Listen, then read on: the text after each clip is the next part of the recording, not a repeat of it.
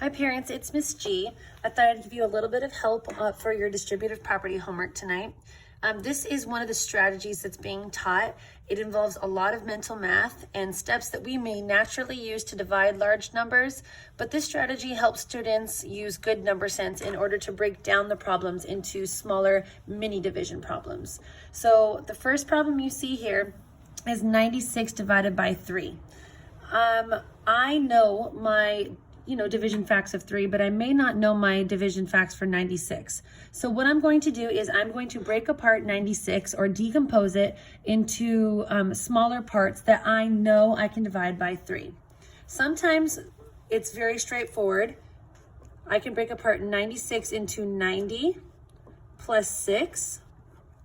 And I know that if I divide those by 3 using the distributive property, that's the same thing as these two mini division problems here. 90 divided by 3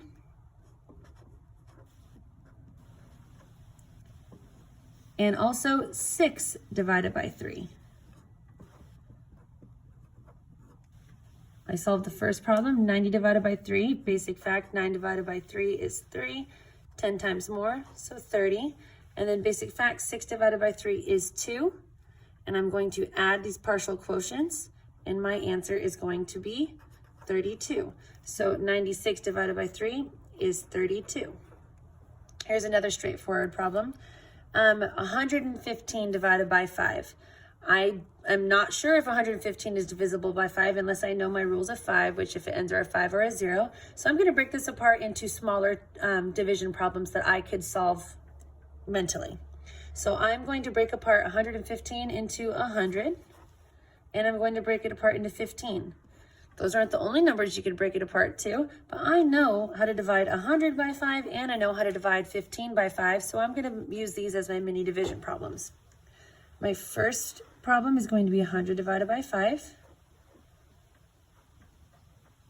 And my second one is going to be 15 divided by 5. I like to write them side by side. Solve this first problem. 100 divided by 5. If kids don't know the basic fact 20, they can think, well, basic fact 10 divided by 5 is 2. This is 10 times greater, so is my quotient. And then 15 divided by 5 is 3. Add these partial quotients up, and I'm going to get 23 for my final quotient. Sometimes, however, it's not so straightforward. If I was going to break apart 57, naturally I would think, okay, 50 plus 7. But where I run into the issue is that I don't know how to divide 50 divided by 3 evenly, and 7 cannot be divided by 3 evenly. So I'm not going to break it apart with 50 and 7. I may have to think of another way. Let's try 40 and 17. I cannot divide 40 by 3 evenly. I cannot divide 17 by 3 evenly, so I'm not going to go with that one either. Let's try 30 plus 27. Now when I look at both of these, I'm like, oh yeah, I can divide both of those by 3. They're both divisible by 3. So let's do 30 divided by 3 for my first part. And my second mini division problem is going to be 27 divided by 3.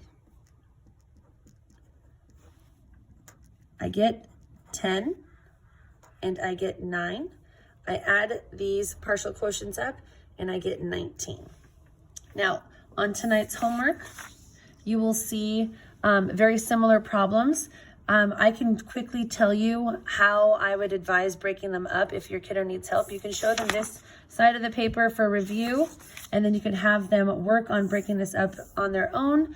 I can tell you now, I would probably break apart number 4 into 114 as 60 plus 54, because both of those are divisible by 6. So 60 divided by 6 and 54 divided by 6.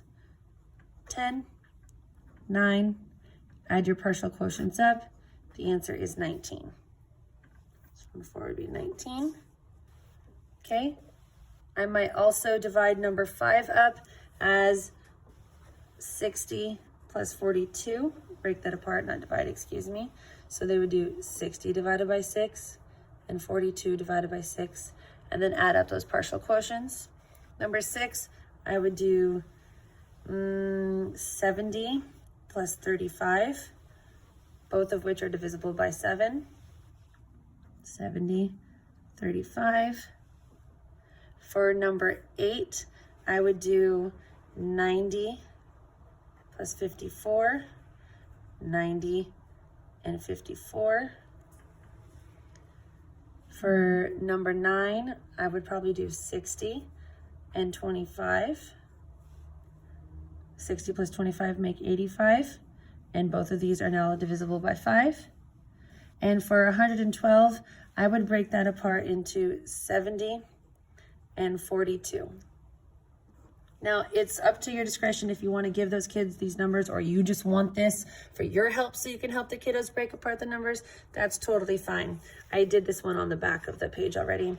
Now, the rest of these, I'm looking at them and I see them as basic facts. Your kids already know 120 divided by 6, 12 divided by 6 is 2, 10 times more, 20. That is a basic fact. So number 7 is an easy one. They do not need to use distributive property. Number 2 is also a basic fact.